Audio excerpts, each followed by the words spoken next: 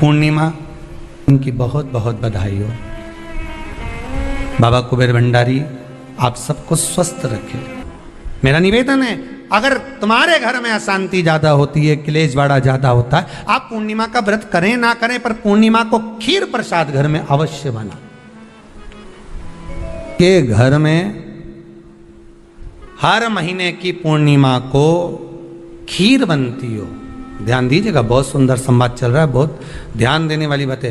प्रत्येक महीने की पूर्णिमा को जिसके घर में दूध की सामग्री बनती हो, दूध की सामग्री तैयार होती हो, खीर प्रसाद तैयार होता हो, उसके घर में कभी क्लेश नहीं हो सकता। चाहे सास बहू एक दूसरे के सामने वो कहे ना, वो सांप और नेवले की लड़ाई क्यों ना, फिर भी शांति हो जाती है। पर प्रत्येक महीने की पूर्णिमा होना चाहिए। ये नहीं कि तुमने एक महीने की पूर्णिमा पे बना लिया और दूसरे महीने की पूर्णिमा को गायब कर दिया। फिर किसी ने कह दिया आज चूरमा तो बन रहा है, दाल बाटी तो बन रही है चूरमे के साथ में, लड्डू बन रहे हैं, तो काहे को खीर बना रही हो? तो तुमने अब वो खीर प्रसाद प्रत्येक महीने में एक बार ऐसा नियम बना लो, अपने दीवार पे लिख लो कि पूर्णिमा है और पूर्णिमा के दिन घर में खीर बनना ही है। केवल शरद पूर्णिमा अकेली पे नहीं हो, 12 महीने की पूर्णिमा करके देखने में क्या जा रहा है?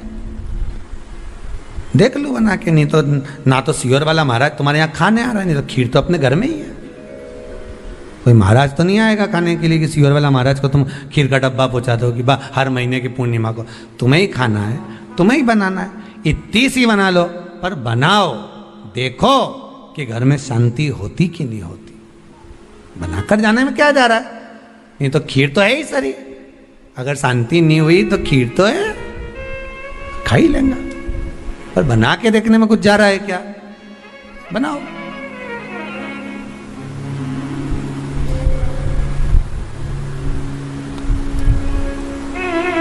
उसकी महत्वता को जानना है। ये जो हवन में, यज्ञ में खीर की जो आहुतियां छूटती हैं, ये इसका महत्व बहुत है महाराज। आप समझें ना समझें वो आपकी जगह पर आपके यहां जब विद्वान ब्राह्मण, कोई विद्वान ब्राह्मण आपके यहां जब यज्ञ कराने आए, हवन कराने आए, वास्तु पूजन कराने आए, जब माता रानी का हवन किसी भी रूप का यज्ञ कराने के लिए आए और वो खीर की आहुतियां जब छुड़वाए, तो आप पूछना कि खीर की आहुति का फल कितना, प्रताप फल कितना। पूरे यज्ञ में वो खीर की आहुतियां लक्ष्मी के लिए जो दी जाती है, वो लक्ष्मी की वृद्धि कर देती।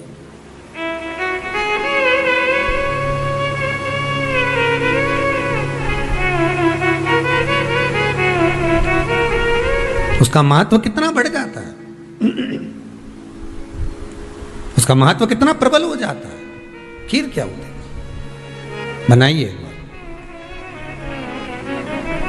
पूर्णिमा के व्रत का महत्व चंद्र से, और जिसके यहाँ क्लेश हो, कोई व्यक्ति मीठा बोलकर आपसे स्नेहवश, प्रेम बढ़ाकर, स्नेह बढ़ाकर, आपसे प्रेम वात्सल्यता करुणा स्नेह बढ़ाकर जब आपसे कुछ धन लेकर चले गया हो और अब आप उससे मांग रहे हो, आप उससे लेना चाहते हो और फोन कर रहे हो, मिलने जा रहे हो कि मेरा पैसा दे दे भैया, और वो प्रेम खत्म कर चुका है, स्नेह खत्म कर चुका है, धन नहीं दे रहा, वहां पर भी ये पूर्णिमा का व्रत काम करता।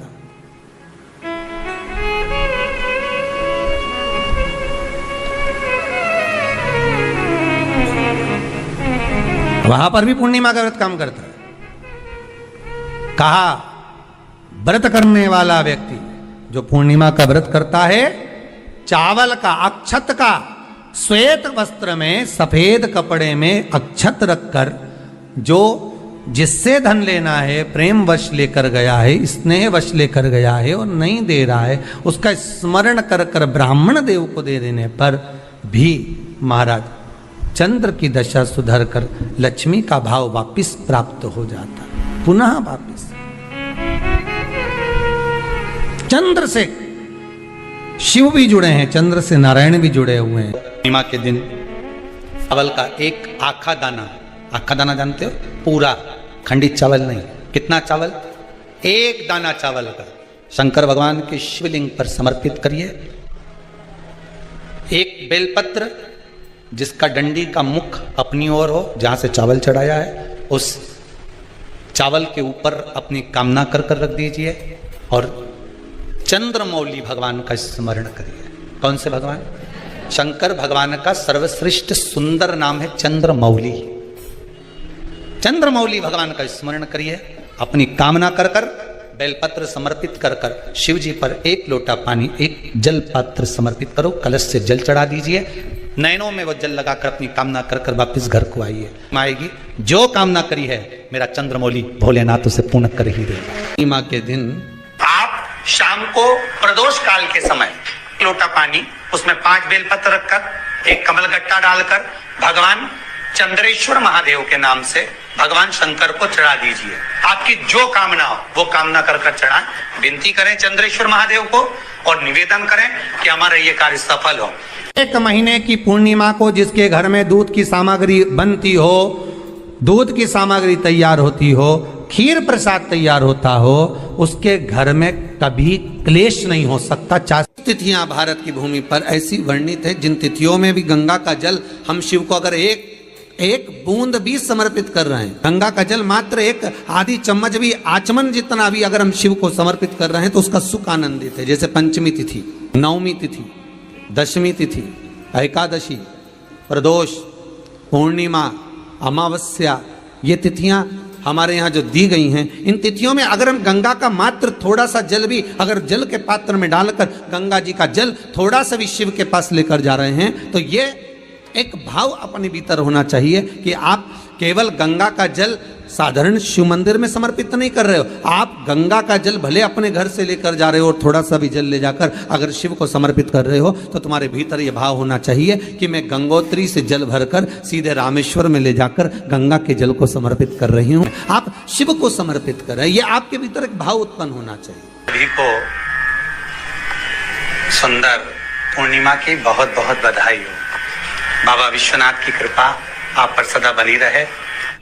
आ गया पूर्णिमा की रात्रि, बड़े से बड़ी बीमारियां, बड़े से बड़े रोग, बड़े से बड़े बड़े कष्ट इस पूर्णिमा की रात्रि को छूट जाते। दमे की बीमारी, श्वास की बीमारी, अनिद्रा की बीमारी, रात्रि को जगना, ये सारी बीमारियां पूर्णिमा की रात्रि को अगर व्यक्ति अपने जीवन को सुखमय बनाए, अपने जीवन को आनंदमय बनाए तो सब छूट सकते। पूर्णिमा की रात्रि को पीपल के पत्ते 5 लेकर उसके ऊपर खीर डालकर रात्रि को खा लेने से महाराज दमे की बीमारी, श्वास की बीमारी रुक जाती है, वो बीमारी बढ़ती नहीं है, उससे कष्ट नहीं होता। जिन बच्चों के नेत्र कमजोर होते हैं, रोशनी कमजोर होती है, पूर्णिमा के दिन रात्रि को 12 बजे भगवान चंद्रदेव का दर्शन कराइए।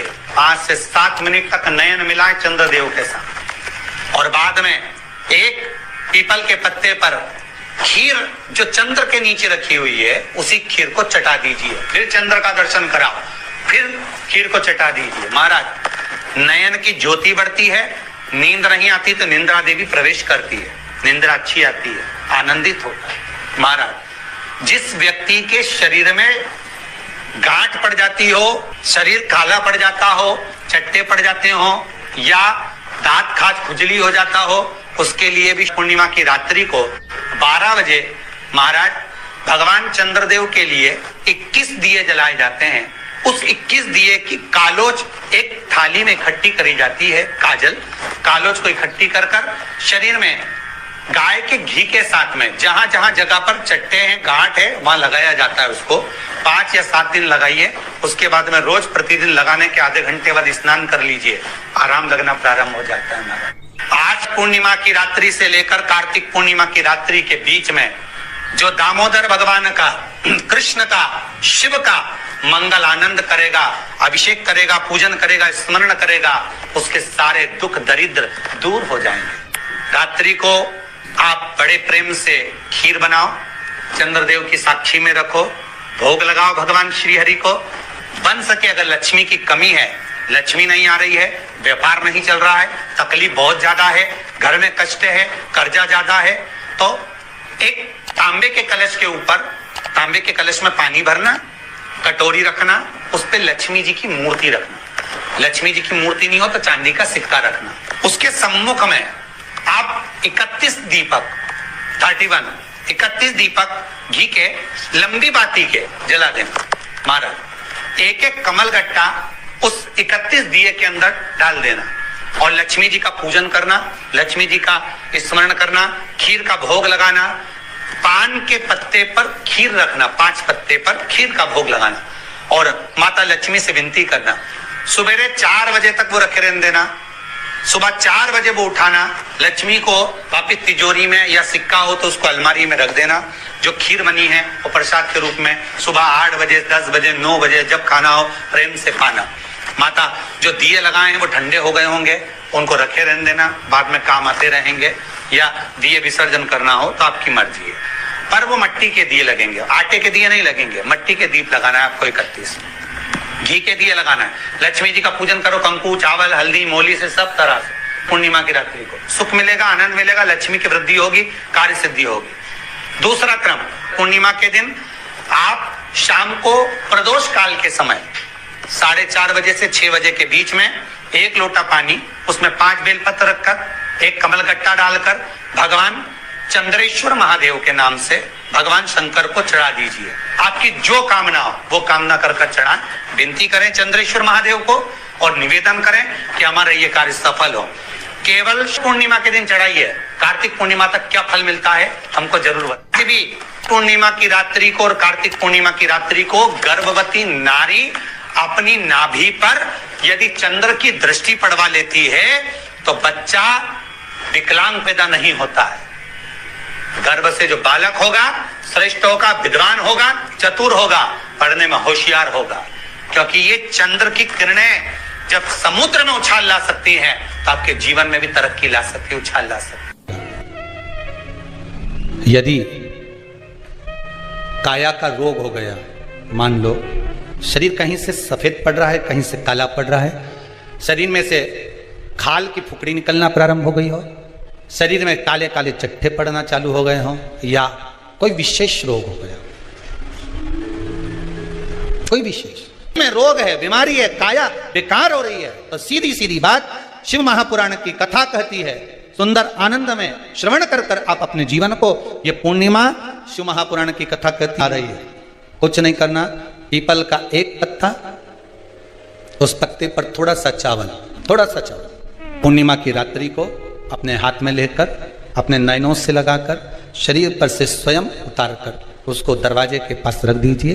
पूर्णिमा की रात्रि को पूर्ण होने पर उस चावल को दूसरे दिन सूंघ कर बहते हुए पानी में डाल दीजिए।